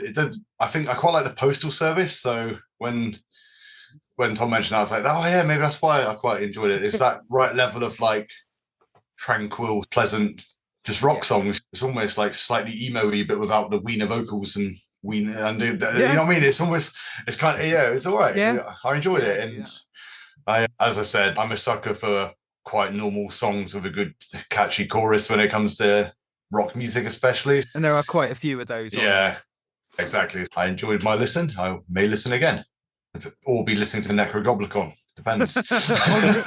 On repeat for the rest of 2023. Honestly, it's been ridiculous how much I've listened to them recently. In fourth place and scoring 40.2 points is Jim's first appearance on tonight's list. This is the sophomore album from rock band October Drift. It's called I Don't Belong Anywhere and was released in accordance with the band's name, presumably, in October. Yeah, I think I mentioned this album on the podcast before. It's absolutely fantastic. I've been listening to it pretty regularly since it came out. And yeah, it's really good. I very much enjoy the emotional vocals. It's quite riffy, quite heavy in bits. Goes down indie paths. Yeah. On quite a few songs. It's a very solid album. It's a very solid album. I like it. I like it. I like it a lot. It's right up my street, really. As I said earlier about Cloakroom, about that whole Northwest American flannel shirt, Midwest town vibe going on. It's got that in droves, and From I fucking Taunton. love that. They're from Taunton, right? They sound like they're from Seattle. Jim recommended them to me, and I listened to them, and I was like, yeah, I like this. When grunge broke, it was all like punk and loud and Soundgarden, Nirvana and stuff. But there was always this second part of grunge that was more Jeff Buckley side of grunge, which was more melancholy, melodic, more musical stuff going on, more low-key sort of thing. And this totally fits in with that. And I fucking love that vibe so much. I love that depressed nowhere town in America thing going on. This has that, and I fucking love it. This album, I thought, was such a homage to early 2000s arena indie. It sounds like bands like Editors and The National, and there's even moments in it that sound like The Automatic. And Waltzer takes a riff straight out of an Aerogram track off Aerogram's first album. I can't remember what the name of the track is. And it was like... Aerogram are fucking amazing. The band that they most sound like, though, to me, is they sound a lot like Hope of the States on their second album. So instantly, I was going to give this a high score, because any band that sounds like Hope of the States is going to get a really high score, and they sound a lot like Hope of the State's second album. The album, do you know what, Tom? That nobody bought. Tom, by the way. Tom, it warms my heart that you mentioned Hope of the States. I knew the guitar technician. He was once my own guitar technician at a gig. Hope of the States, fucking underrated band. Absolutely incredible. From Chichester, where I was, and I knew the band personally. I used to hang out with them. It's Americana done perfectly. Well, Love we'll it. describe it as Americana, but yeah, it's brilliantly done. Is it Kieran Roy, the lead singer? He's got a great voice. There's some really pretty harmonies on there. There's even some falsetto on bits where it's not as loud. It's more interesting than the average indie album that I would listen to, because it does switch it up quite a bit. I think the production actually reminds me of In Utero. There's a bit of like Steve Albini. It's grungy. Yeah. Is it one guy or is it a whole band? It's a band. Yeah, it's a band. Yeah. Well, I fucking love them. I think they're great. Can we also mention the balls of a band to write a song called Webcam Funerals? Kudos to them for that. If we want to talk about lyrics that hit fairly hard, most of the lyrics on the album are really abstract, but on Webcam Funerals, they're a little bit more direct. And that track definitely... The music doesn't necessarily suit the lyrical content, but I think that's a deliberate choice. Yeah, it's discordant. Yeah, it's definitely the fact that he wrote that is like, kudos to the guy. He actually summed it up, I think that last stretch of the album is the strongest part of the album as well. Webcam Funerals, Parasite, Ever After, Feels Like Home, and Old and Distant Memory. I think that stretch of tracks is really good. I scored this an 8.7. I thought it was a wonderful album. Yeah. Al? I really like this because I like quite like the guitarist. I thought the singing was good, and I know it sounds a bit really weird, but it reminded me of Jimmy Eat World. If instead of leaning towards the punk side of rock, it leant more towards the grunge side of rock. Yeah, you see what I mean? Like just with how the vocals are total sense. Yeah, it reminded me of their first Come Clarity, or is it? No, that might be the second album. Can't remember, but it kind of a bit like that, and I think that's why I really enjoyed it so much, because it had the same sort of choruses, the same sort of. Well, that's kind of it, really. But the same chorus as vocal delivery, really, but it was just slightly different music and a more like droning, grungy sort of way. And yeah, I thought it was pretty good. I couldn't go wrong with it. I'd listen to it again. With 41.5 points, we have another entry for Jim. In third place this evening, coming out on the 21st of January, is the third album from British musician Patrick Walker under the project name 40 Watt Sun, called A Perfect Light. I'm surprised it's got so high. Yeah, I can't believe this is so high. It's a wonderful record, that's why. Yeah. Well deserved. Yeah. Before James starts, listen to every other one of his albums, even his previous bands, and every song is the same. I gave it some. That is untrue. Well, exactly. It's just a very good song. I gave it some blinding score because I have nostalgia for all his other stuff. I've been into what Patrick Walker does since 2006, when his previous band, Warning, released Watching from a Distance.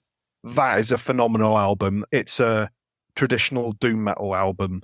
It's very kind of like if you took the first song on Black Sabbath's first album and made it slower. Yeah, I've listened to Doom before and it's not really my thing, like Sun. No, you'll like this though, It's it's exactly the same as this song, but with metal guitars instead of an acoustic guitar. So don't worry. Phenomenal album. They broke up and he released pretty much the same sort of thing again as the first 40 Watt Sun album, which sadly you can't listen to on any streaming services. I think record label stuff. Yeah, Magic. Yeah, but as I've sort of drifted away from metal, it seems so has Patrick Walker. And so the last 40 Watt Sun album was a lot more mellow. It's still electric guitars, but cleaner. And then this one's come all the way and it's acoustic guitars. There's some electric guitars on there. There's EBO going on. And there's a lot of EBO. Yes, there's a lot of I EBO. like that. And his phenomenal songwriting, phenomenal lyrics, and incredible voice. I love this album. It's my album of last year, and it's probably going to be my favourite album until the next 40 Watt Sun album comes out. His vocal, it sounds so much like somebody, but I can't remember who. So I'm going to have to describe it as somewhere between Morrissey and Michael Stipe. I got Michael Stipe and Cat Stevens. Okay. Yeah. I put in my notes, it's if REM had gone through a Cat Stevens phase. So. Again, his guitar playing, I was always going to like this album when he opens it up and near most of the guitar riff, the acoustic guitar parts are very similar to Areogram and Craig B from Areogram solo stuff. It's a very similar way of playing. I messaged James when I listened to it and went, his guitar parts sound like an Areogram track, but I can't remember which one. And then the next track, it's like, this guitar part sounds like a Mote of Dust. So I was obviously going to love it for that. The difference being that, unlike Craig B and A Mote of Dust, he builds a song over a very, very long period of time. The first two tracks are like one's nearly 10 minutes and one's over 10 minutes. And I never got bored the whole time. I think this was like my fifth highest score that I gave. I wrote the opening to my notes on this is such a James album. It reminds me of the stuff he always wanted to play at open mic nights. Yeah, pretty much. That's a hard sell as well, because these are like 12-minute tracks. Yeah, that's what he wanted to do at open mic night. And I wrote, the only thing that marks this down was the track Raise Me Up, because I think by the time that came in on the album, I'd been listening. It's a 57-minute album, so it's not a short body of work. Let's phrase it like that. And I think by that point, I think I wanted something a little bit more immediate, and it didn't give that to me. But apart from that, it was really good. I scored it an 8.3. I scored it down because Raise Me Up was not a Westlife or Josh Groban cover, and 1,000 Miles was not a Vanessa Carlton cover.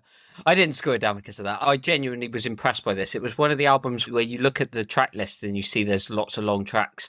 And sometimes when you're listening, I gave myself a rule this year that I wasn't to listen to more than 2 of the albums for review in a row so that I didn't suffer from burnout. I think this was on a day where I'd previously listened to another album and I was like, oh, I've got a long one to go here. It was quite late. I think it was probably about 3 a.m., something like that. And it was the perfect album for 3 a.m. because it's all about build. And I think there's a lot of theme of loss in there. And it seems to be about going through a grieving process, whether that's through loss of love or loss of a loved one. Obviously, with my dad passing away last year, it has a particular resonance with me. I listened to the album just at the right time. I really just love how the album built from first track to the final closure, which just sounds almost like waves lapping on a shore. And the album fades out with this wave noise, which is all just made on the acoustic guitar. And I just thought it told such a wonderful story with the thematic. There's always all these references to light within the song, different types of light. The best way I can put this is if you look at the album cover, the music sounds exactly like what the album cover looks like. And that's exactly. That's the best way I can put that. Yeah, no, it really does. And much like the Alex G album, when I was listening to it, I was thinking, I'm listening to this in my room in Plymouth. I want to be listening to this on a cliff top in Cornwall. I like that. That's where I need to be listening to this right now. When I'm on my own and I'm doing one of my massive hikes, that's when that album will hit hard. Yeah. And I loved it. I thought it was great. And like you said, it's a very emotionally hard-hitting album. The theme of loss is something I picked up on as well. And I'm a good friend with loss and love music that evokes that sense of loss. And it almost becomes like a warm hug, you know, when you're feeling it. Yeah. Definitely need to listen to this album when I'm down in West Cornwall, down in Sennin Cove, and the storms are happening and I'm just sat there with a beer and fucking looking out at the ocean. That's the best place to listen to an album like this. It's got that whole feel about it. It is an album you don't listen to with anyone else. You can only ever listen to this album on your own. The word I'd use is intimate. It's extremely intimate. It's beautiful. Be the perfect album to be marooned to. Like if you're drifting out to sea with no hope, but at least you've got 40 watts on. And you've got Wilson. But no, Jim, good choice. I'm so glad this is so high on the fucking list because it deserves to be beautiful. Yeah, definitely. Beautiful. Just to add to that as well, it being a big 40 Watt Sun album, I pre-ordered the vinyl and it's on this gorgeous, like bright yellow vinyl. With the pre-order, I got a bonus single with, I think it's the first track with Emma Ruth Rundle doing backing vocals on it. So that kind of takes that track to the next level as well. Yeah, I want to hear that. This guy's really good, isn't he? I just re-downloaded Watching from a Distance because it's that good. Top 2 time. In second place with 42.5 points, it's another band that featured on our 2020 list. This one is Alex's third entry. And it's the new album from Australian punk rascals, The Chats. Yes. Released on the 19th of August and splendidly titled Get Fucked. Yes. Right. Yeah. Come on, Alex. Okay, well, why is this so good, Alex? This is all we have to explain, right? Does everyone like it? Like, wee. Yes. Yeah. How could you not like this album? So, yeah. Talk about number one now. So we need. No, the Chats, they just happen to be one of those bands where no one can dislike them. Yeah. You may think some songs may be slightly more average than the awesome ones. They very rarely are. They're just the catchiest band that no one has an excuse to dislike. You can't say they're too arty or whatever. You can't say they're overly complicated. You can't say they take themselves too seriously. They're just awesome. That's it. My favorite song on this album was, cigarettes are going up. Price of Smoke. Yeah, the Price of Smoke is going up. One of my favourite tracks. Yeah. One of my favourite tracks of 2022. It's watching. It's the best track on the album. Yeah. I was humming that for It's hours, fucking awesome. Man. The price of smoke's gone up again. The price of smoke. All of the bastards should hang by the necks. Bottlenecks. It just gets so aggressive out of nowhere. Yeah. The best thing about all their material is when they get inconvenienced by something and their response to it is completely disproportionate. What's it? Ticket inspector. The ticket inspector's coming to get you. They're at their best when they have a relatable situation that they're really aggrieved at, and they come across like really working class heroes in that manner. Everything they sing about is relatable, constantly relatable. Oh man, what was the chorus for? Like I've got drunk in every pub. I've been drunk in every pub in Brisbane. Every pub in Brisbane, yeah. Which is even funnier when they'd only moved to Brisbane like 6 months before. Hello, young lads. Even like the most like what you would consider the lamest usual reason to write a song about a car. Their first track. Yeah. 6-litre GTR. Don't need Amazing. a big fast It's a car that doesn't exist. GTR. Honestly, dude, even like a car fucking song, by the end of it, I was like, I want one of those cars. You know, like- They don't exist, Alex. I don't know that. The thing I did put in my notes, the first couple of tracks, there's no bass. And it was a bit weird. I think Panic Attack is where you can actually start to hear bass on the record. So it takes a couple of tracks for me to get going. 6-litre GTR is all right, but it's not particularly identifiable. That's kind of on purpose, though, isn't it? Because it makes it sound way more garagey, doesn't it? Yeah, I love this record. I scored it a 7.9. But I just thought that the album got better as it went on, even to the point. I agree on that. Even to the point where the last song, I think, is almost a joke about that, because the song's called "We're Getting Better," and they start to play this more sincere style that they haven't really done before, and then they give up after a minute to play a completely separate track that really jams out with some funky bass. And I was like, okay, this is really cool. Yeah, I didn't enjoy this album as much as the album before. And I think a large part of that is a different guitarist on this record. Yeah, there is, yeah. And I don't... He's a little bit more accomplished, isn't he? He's a little bit more like... You can tell that he's a better post-punk, musician. Yeah. Yeah. But weirdly, for somebody who values musicianship, I don't like his guitar playing as much as the guy on the last album. God, I sound like Alex when I say things like that. Fucking else.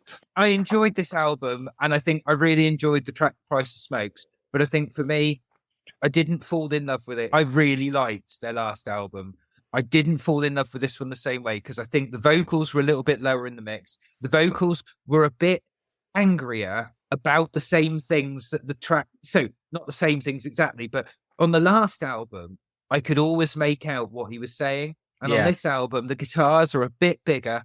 And so I struggled to work out what he's saying a lot of the time. And with the chats, I want to hear what he's saying, because what he's saying is always brilliant. And I think I struggled to pick it out as much this time because the guitar was bigger.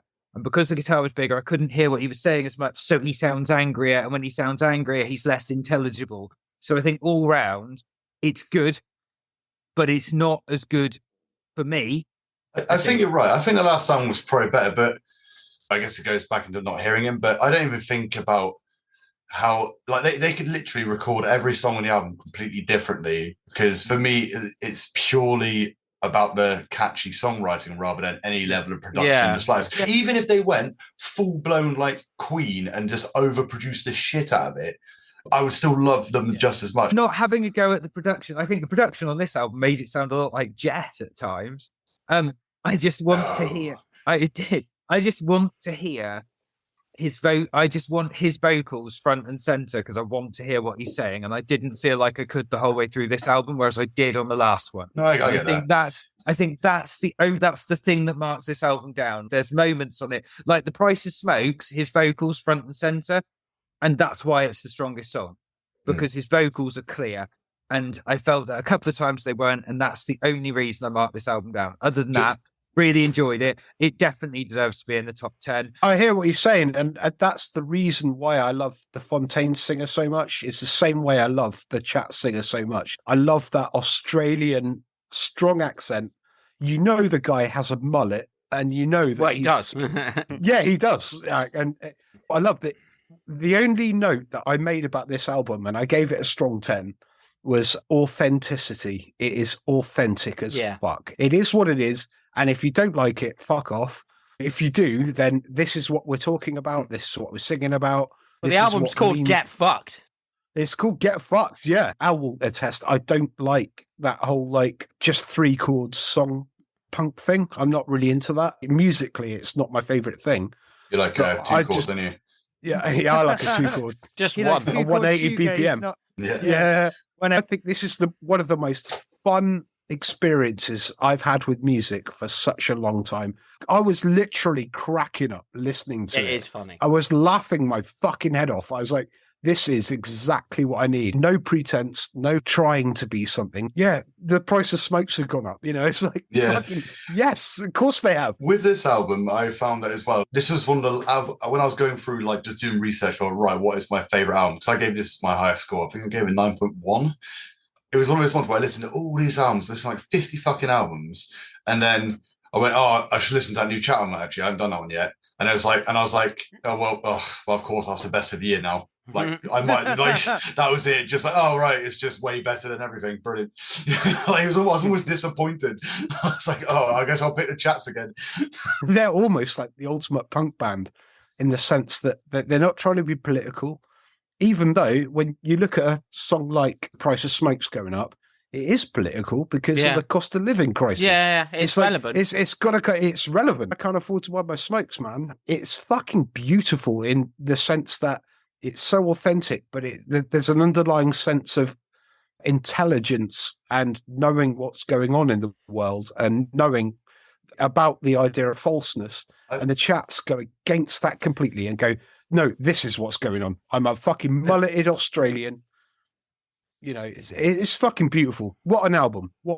Should have been number one. What they're doing now is about as far as you can get with pub sort of punk music. Yeah. You know what I mean? Like where you're like halfway up the set to other local bands and stuff. They just happen to get massive off one YouTuber song, Smoko, and now they're just really big because they're awesome. I think people like this type of music at the moment because it's just a bit refreshing. Especially it is refreshing. The list we had for this one, there was a lot of droning rock or soft rock, and it was very like not artsy, but you know what I mean? Like it wasn't like it's quite deep music, a lot of it. The chat's always going to get a better score on any list it's on because it's like black and white compared to the other stuff, really, any of the other stuff. It's accessible. I love it. I think it's not as good as their last album, but that's just a testament to how good the last album was. It's fun and it's just Aussie punks doing Aussie punk. Yeah. And it's the Ron Seal of punk albums. They're Australian? Yeah. I think the singer's from Denmark, actually. Yeah. Oh, if he was, we'd be all like, bravo. You had me fooled. No, but yeah, I'm looking forward to them doing more stuff. I can listen to this all day and not get bored. Yeah, 100%. Yeah. It'll totally cheer me up. On my way to my shit job that I fucking hate, this is what I want to listen to.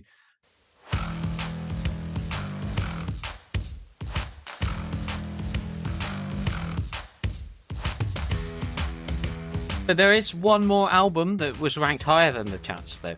It's time to reveal tonight's winner.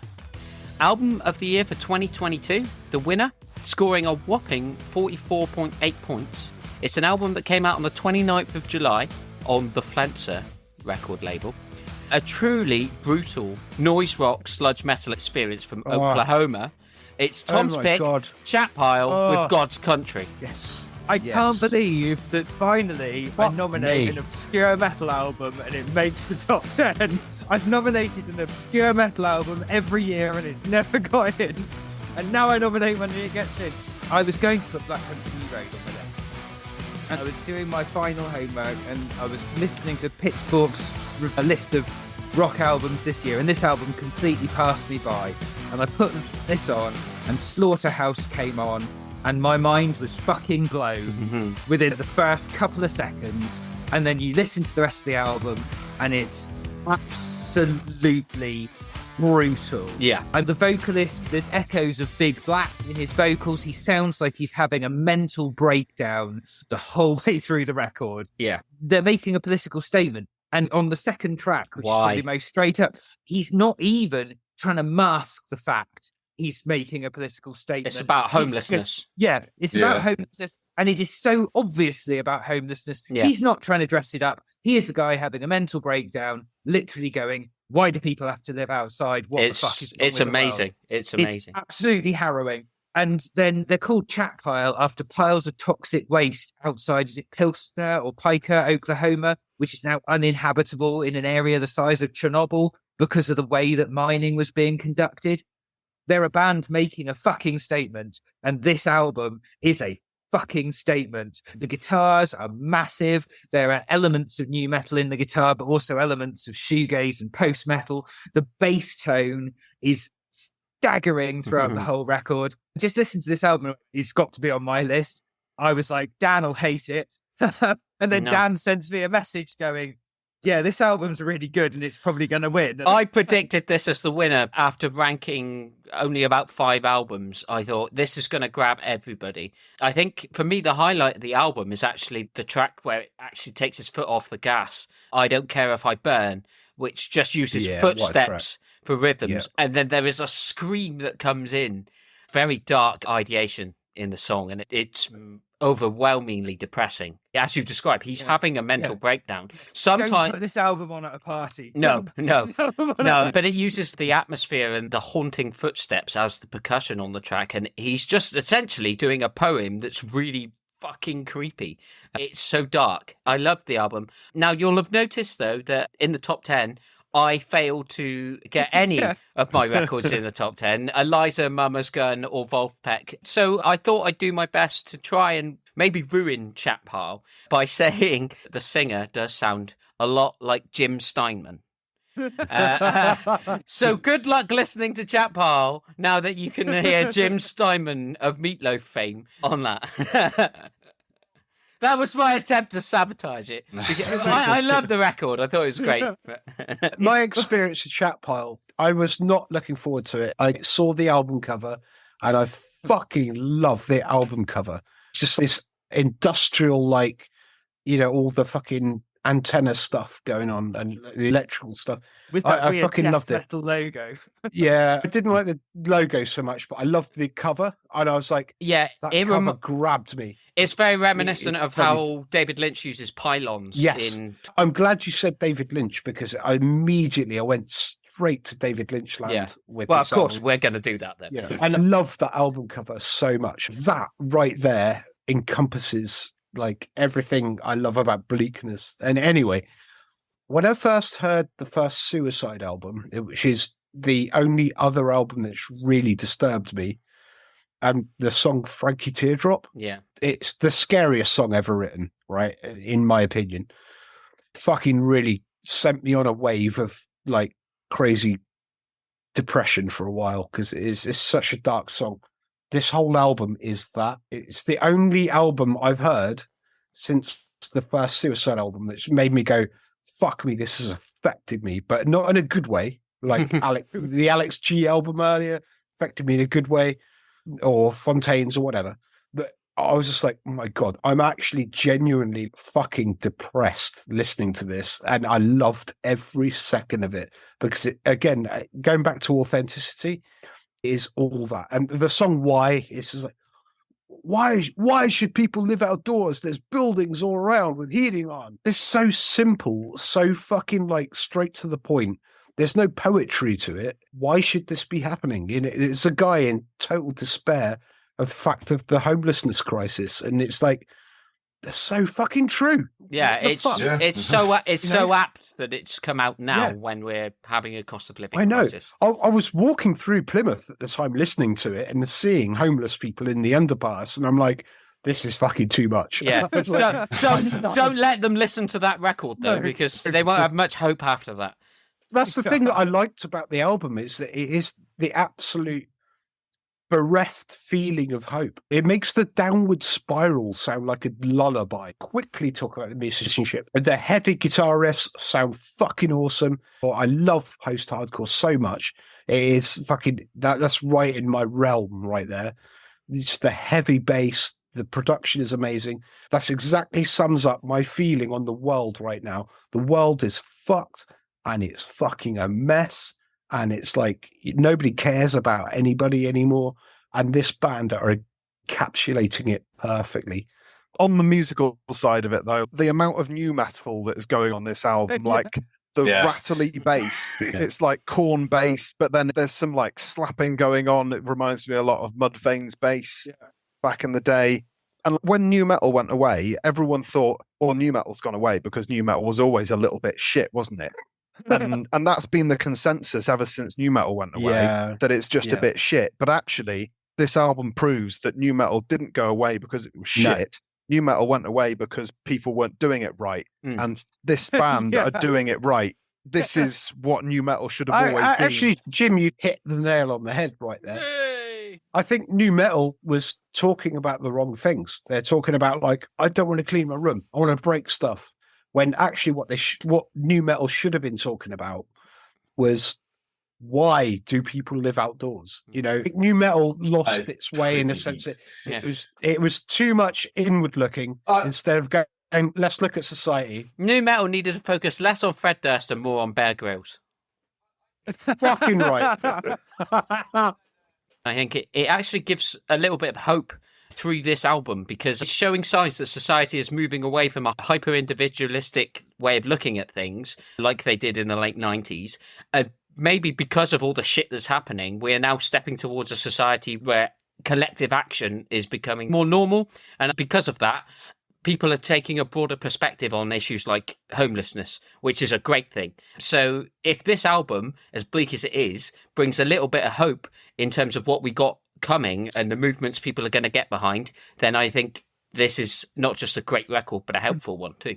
Yeah, I think it does highlight social issues rather than, like you said, Dan, quite rightly, the hyper-individualistic attitudes. Like, we already had that with grunge. We already had that with Nirvana. I'm depressed. I'm going to kill myself, whatever. But moving forward, it needs to be like a true psychologist. Yeah, well, no, it's true. What we need is we need people to talk about the wider social issues that contribute to the individualistic stuff. There always have been bands that have done that. Did it. Patti Smith did it. Bob Dylan did it. You know, it's been happening, and I think this band's just put it in a way that works for now. Yeah, I'm not saying they're the first band to ever do it, but they're resonating with society. Yeah, they are resonating now. The thing that's going to be interesting is how well is this record going to age? Because, like, a lot of the time, these records that encapsulate a period of time don't necessarily age well. So I'd really like to review this in, like, 2032 if the world hasn't ended. Homelessness won't be fixed by then, so it'll be fine. I think it'll last purely because even without the subject matter, which obviously is, you know, a big part of it, but an album about a guy almost having a mental breakdown, and it doesn't matter if he was fucking like talking about Caesar being a dick, how old it is, it's still going to be a guy having a mental breakdown and then be emotive, you know. I just wanted to mention the drum sound on the record, because it's recorded predominantly on an electric drum kit without a click track, which I thought was a bold, apparently, which is a bold move, which is why the drums sound really 1980s on the intro to the first track. I just thought that was a really interesting way to record drums. I did say at one point in my notes, it says, it sounds like if Killing Joke came out now. It is a little bit like that. Yeah, I can see that. Most drums now are fully triggered in the studio. It's very rare they'll actually have a proper drum sound anymore. So that's not even that weird anymore. Like, what do you know about drums, Al? Little, please help me. It's the recording it without a click track that's quite an odd thematic choice. Well, I think we do odd thematic choices particularly well on this podcast. So 2020's winner was Fontaine's DC with A Hero's Death. 2021 last year was Turnstile with Glow On. And 2022's winner is God's Country by Chat Pile. I think that's a worthy winner. As we've said, it's quite bleak, but there's a lot to be taken from the album. We're going to wrap it up there. Those are our thoughts on 2022 and its offering of albums. We'll be doing this again next year, but we'll be back way before then because we've got a Beatles episode to cover in February. So we will see you then, where we'll be discussing our favourite Beatles songs, albums, Beatles and covers and various other things. Make sure you continue to follow us on all the socials, Facebook, Twitter, the blog, YouTube, you name it, we're there. 2023 is going to be a good year for the Cacophony sessions. We've got a lot more stuff coming out on YouTube in the coming weeks, so keep an eye on our various pages and blogs to stay updated. Until next time, my name is Dan Whitell. I'm incredibly disappointed that these guys did not like any of my albums, so I'm going to sulk now for the next few weeks. I liked one of them. Yeah, some of you have taste, some of you don't. Stay funky! Bye. Bye.